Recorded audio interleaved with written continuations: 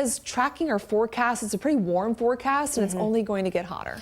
And Madison, that is the big messaging, is that we are on tap for a prolonged stretch of warm and dry weather. So I don't want to get into a situation where we sound like a broken record. We're just saying the same messaging over and over. But as we head to the end of that period, that is when conditions are going to be the worst, because we have been dry, we have been warm for multiple days in a row. So this is something you're going to hear us say for the next really week plus. Here's a live look from our rooftop, or from our Queen Anne camera right now, showing those blue skies. 81 degrees we're currently feeling. We do have a little bit of a breeze. You can kind of see that camera shaking a little bit.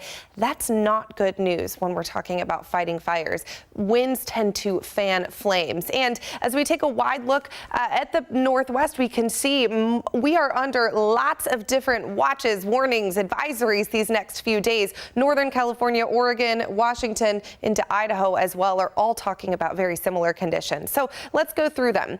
One of those big concerns is fire risk. We have a fire weather warning right now until Tuesday evening, so Monday and Tuesday. So it's really the foothills for us into the Cascades, on the western slopes of the Cascades, because of that increased risk for fire.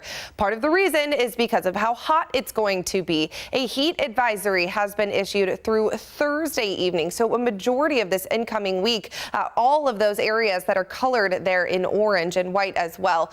Then we also have this excessive heat watch. This is for a majority of the state through Thursday at 10 p.m. So basically, what does all of this mean? It's hot, it's dry, and it's going to stay that way for the next few days. This is what we consider a heat wave because of multiple days warmer than normal. Here's a look at our observed daytime highs for today, and today is not even in that really dangerous territory.